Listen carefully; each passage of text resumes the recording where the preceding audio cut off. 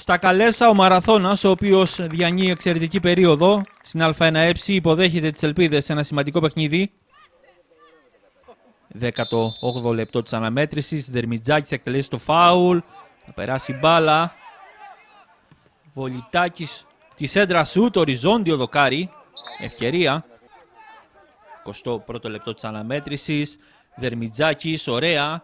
Στον Μάστορα, αυτός κρατάει την μπάλα.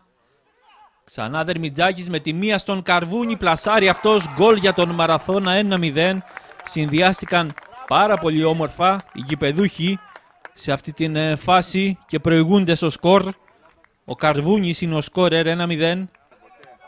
Δεύτερο ημίχρονο της αναμέτρησης. Ο Νουχάη, out, στο το γυριστό, σουτ. 67ο λεπτό της αναμέτρησης. Εκεί διεκδικεί την μπάλα ο Μερκουλίδης, θα τη χάσει τελικά. Κλωτσάει την μπάλα. Ο διαιτητής, ο κύριος Σπινάκης, θα του δείξει κίτρινη κάρτα, είναι η δεύτερη. Και βγαίνει η κόκκινη από το τσεπάκι του διαιτητή για τον Μερκουλίδη.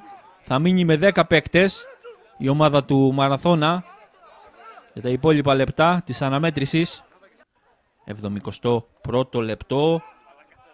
Μπάλα μέσα στην περιοχή του Μαραθώνα. Εκεί δεν απομακρύνεται.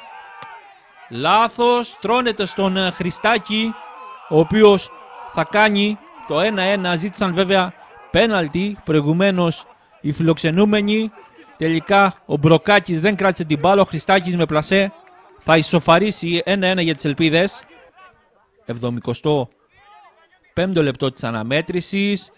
Εκεί ωραία στον Νουχάη, πλασάρι, γκολ, 1-2, ανατροπή για τις Ελπίδες στα Καλέσα. Πολύ γρήγορα, 2 γρήγορα γκολ από τις Ελπίδες. Ο Χριστάκης το 1-1, εδώ ο Νουχάη το 1-2. 80ο λεπτό, Μάστορας μέσα στην περιοχή. Χρόνης Βολιτάκης μόνος, out, τεράστια ευκαιρία για το 2-2. 81ο λεπτό, χάνεται η μπάλα στο κέντρο. Αντεπίθεση για τις Ελπίδες. Στον Καραταράκη. Σουτάρει με το αριστερό. Πανέμορφο γκολ. 1-3. Διαστάσεις τριάμβου σε αυτή την επικράτηση των Ελπίδων. Στα Καλέσα. Καραταράκης. Πανέμορφο γκολ. 1-3. Πανηγυρισμοί